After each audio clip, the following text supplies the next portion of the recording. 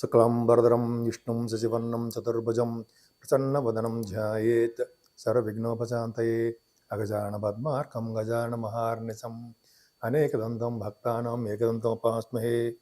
ఓం గం గణపతయే నమః. ఓం శ్రీమాత్రే నమః. ఓం శ్రీ గురుభ్యో నమః.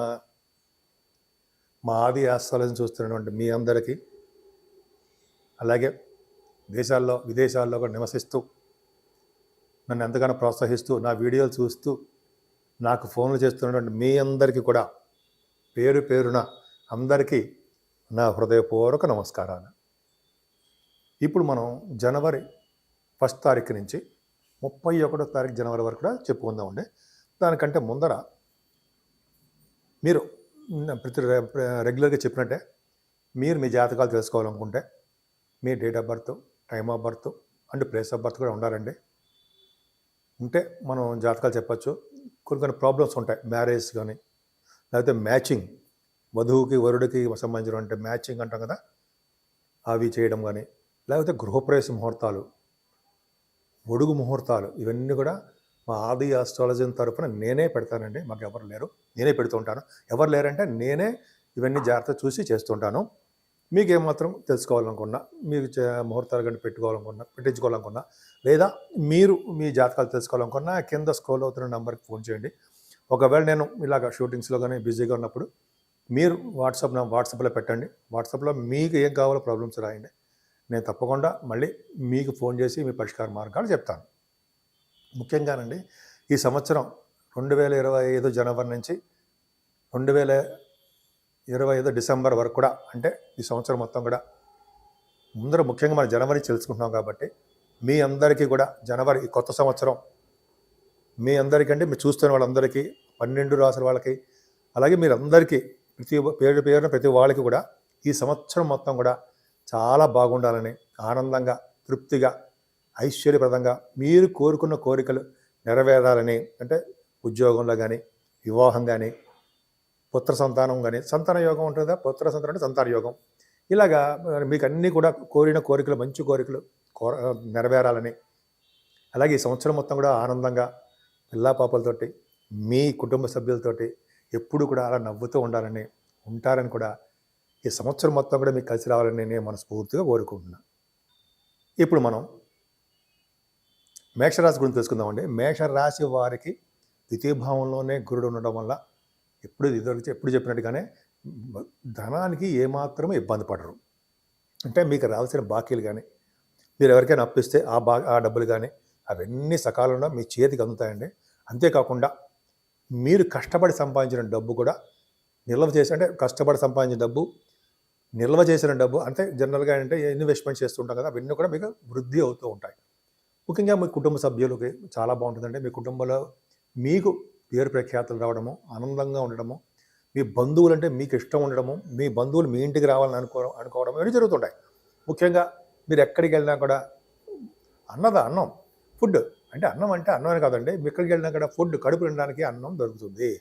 మీరు ఏమాత్రం ఇబ్బంది పడాల్సిన అవసరం లేదు. ఫైనాన్షియల్గా బాగుంటుంది. అంతే కదండి, 4th భావాన్ని మీరు రాశ్యాధిపతి 4th భావంలో రెట్రోగ్రేషన్లో బలంగా ఉన్నాడు.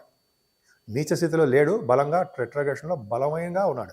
అంటే 4th భావంలో కుజుడు ఉంటే జనరల్గా అంత మంచిది కాదు. కానీ మీ లగ్నాధిపతి, మీ రాశ్యాధిపతిగా మీకు 4th భావంలో ఉండడం వల్ల చదువు విషయంలో ఏమాత్రం ఇబ్బంది పడండి. అంతేకాకుండా వాహన యోగము ఉండడానికి అవకాశాలు ఉన్నాయి. గృహయోగం కొనుక్కుంటారు. ముఖ్యంగా భూములు కొనుక్కోవడానికి అవకాశాలు ఎక్కువ ఉన్నాయి. ఈ రైతులకు కూడా పంటలో నష్టాలు రాకుండా కూడా వాళ్ళకి అవకాశాలు చాలా చాలా బాగుంటాయి. ఏదైనా స్పెక్యులేషన్ చేసే వాళ్ళకి, అంటే స్టాక్ మార్కెట్లో ఉన్న వాళ్ళకి లాసులు రావడానికి జనవరి నెలలో మాత్రం అవకాశాలు ఉన్నాయండి. ఎందుకంటే శని దృష్టి ఉండడం వలన, కేతు ప్రభావం వలన మేనమామలకి చాలా బాగుంటుందండి. ముఖ్యంగా కాంపిటీషన్ ఎగ్జామ్స్, మీరు కాంపిటీషన్ ఎగ్జామ్స్లో బాగా రాస్తుంటారు. జనరల్గా ఇంటర్వ్యూస్ కూడా వెళ్తుంటారు. మీకు ఏమాత్రం ఇబ్బంది పడకుండా మీకు ఆ ఇంటర్వ్యూస్లోనూ సెలెక్ట్ అయ్యేట్టుగా అవకాశాలు మీ జాతకాల ప్రకారం ఉన్నాయి. కేతు ఇస్తాడు. కేతువు 6వ భావంలో ఉండడం వల్ల భూయోగము, గృహయోగము ఇవన్నీ అంటాం కదా, అవన్నీ ఇవ్వడంతో పాటు మీరు ఏ ఎగ్జామ్స్ రాసినా ఆ ఎగ్జామ్స్లో సక్సెస్ అవుతుంటారు. అంతేకాకుండా మీ మేనమామలకి ఈ సంవత్సరం మొత్తం కూడా చాలా అనుగుణంగా, అంటే అనువైన కాలం అని చెప్పచ్చడానికి అద్భుతంగా ఉంటుంది.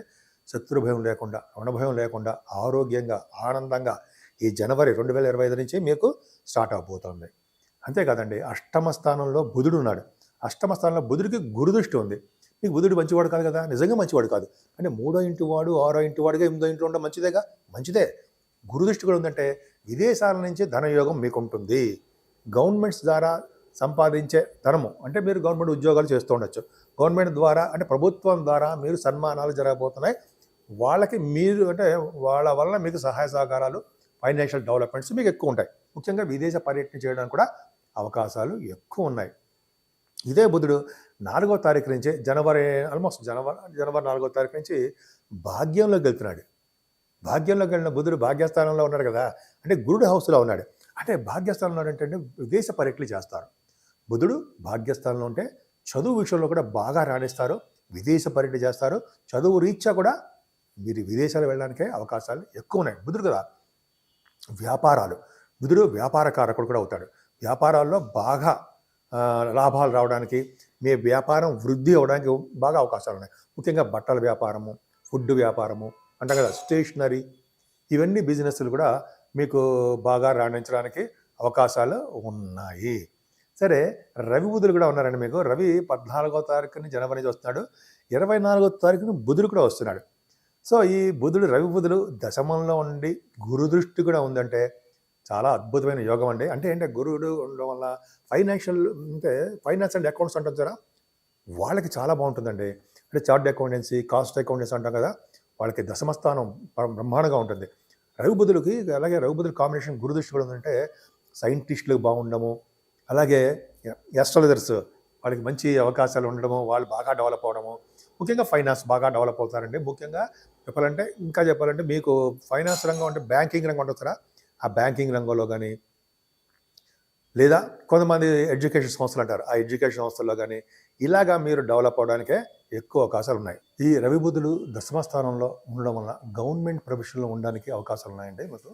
అలాగే ముఖ్యంగా రాజకీయ నాయకులకి చెప్పదగ్గ విషయం అంటే, రాజకీయ నాయకులకి వాళ్ళ పొజిషన్స్లో బాగా డెవలప్ అవడానికి, వాళ్ళ మాట చలామణి అవ్వడానికి, అలాగే వాళ్ళకి బాగా గుర్తింపు గౌరవం దక్కడానికి కూడా రవి బుధులు కారణమే అవుతారు. దశమంలో రవి బుధులు చాలా పవర్ ఎక్కువ అంటే గురు దృష్టి కూడా ఉంది కాబట్టి ఫైనాన్షియల్గా అన్ని విధాలుగా మీకు చాలా అద్భుతంగా ఉండడానికి అవకాశం ఉంది. 11వ భావంలో శని మీకు మ్యాలఫిక్ అవుతాడు, మంచివాడు కాదు, బాధకుడు అవుతాడు. బాధకుడు అవడం వల్ల ప్రతి పనులను కష్టపెట్టి బాగా చికాకులు కలిగించి అప్పుడు మీకు లాభాలు కలిగేట్టుగా చేస్తుంది, మంచి అవకాశాలు ఉండేవి చేస్తుంటాడు. శని కారకత్వంలో ఉన్నటువంటి ఈ ఆటోమొబైల్ ఇండస్ట్రీస్, ఫార్మా రంగాలు ఇవి ఉంటాయి కదా, వాటిలో అంటే కోల్ అంటాం మనం, సింగరేణి కాలేజ్ అని, ఇట్లాగే శని కారకత్వంలో ఎలక్ట్రిసిటీ, ఎలక్ట్రానిక్స్ వాళ్ళకి, సాఫ్ట్వేర్ రంగ ఉద్యోగస్తులు కంటే సరే వాళ్ళకు కూడా చాలా కష్టపడితే తప్ప డెవలప్ అవ్వలేరు. అంటే ప్రమోషన్స్ రావడానికి కూడా అవకాశం తక్కువ ఉంటాయి. వ్యయభావంలో శుక్రుడు ఉన్నాడు, 2nd house lord in 12th house ఉండడం వల్ల ఏమంటే విపరీతమైన ధనం వచ్చినా కూడా ఖర్చులు ఎక్కువగా కనిపిస్తూ ఉంటాయి. మీకు శుక్రుడితో కలిసిన రాహు ఉన్నాడండి అక్కడ. శుక్రుడితో కలిసిన రాహు ఔదార్యం ఎక్కువగా ఉంటుంది, ఎక్కువగా బంధుప్రీతి ఎక్కువగా ఉంటుంది. రాహులు కలిసి ఉన్నారంటే మీకు కమ్యూనికేషన్ స్కిల్స్ని బాగా డెవలప్ చేసుకుంటారు. వార్తా సంస్థలో వార్తా సేకరణ అంటాం సరే, అది బాగా ఉండడానికి అవకాశం ఉంది. రాహుల్ కాంబినేషనే బాగా ఎక్స్పెన్సివ్గా ఉంటుంది. అంతేకాకుండా మీ బ్రదర్స్ వలన అంటే మీ తోబుట్టువుల వలన సహాయ సహకారాలు మీకు ఉండడము, మీ వలన ఆ సహాయ సహకారాలు మీ తోబుట్టువులు ఉండడానికే అవకాశం ఉంది. ఏదైనా శుక్రుడు మీకు మంచివాడు కాకపోయినా 2nd హౌస్ లార్డ్ అవడం వల్ల ఖర్చులు అధికంగా ఉండడము, దూర ప్రాంత ప్రయాణాలు చేయడము, ఫారిన్ కంట్రీస్ వెళ్ళడానికి కూడా శుక్రుడే 12th భావంలో కారకుడు అవుతాడు. ఈ శుక్రుడు 28వ తారీఖు నుంచి పరమోచ్చలో వచ్చే స్థితిలో ఉన్నాడండి ఆయన. శుక్రుడు ఎగ్జాల్టేషన్లో ఉండడం వల్ల గొప్ప అదృష్టం. మీన రాశిలో శుక్రుడు ఉచ్చ స్థితిలో ఉంటాడు. మీకు అంత అద్భుతం కాకపోయినా ఖర్చులు మాత్రం అధికంగా ఇస్తాడు, ఫారిన్ కంట్రీస్ తీసుకెళ్తాడు, మంచి బట్టలు కొనుక్కునేట్టుగా ఎక్స్పెన్సివ్గా ఉండేది చేస్తుంటాడు. ముఖ్యంగా మీరు పూజించవలసింది అమ్మవారే. అమ్మవారిని ఎంత పూజిస్తే, అమ్మవారు అంటే కనకదుర్గ అమ్మవారు అవ్వచ్చు, లలిత సహస్రనామ చదువుకోవచ్చు, లలిత అమ్మవారు అవ్వచ్చు, పార్వతీదేవి అమ్మవారు అవ్వచ్చు, ఎవరైనా సరే అమ్మవారిని పూజించడం వల్ల అనేక శుభ ఫలితాలు వాటంతట అవే మీకు చేకూరుతాయి.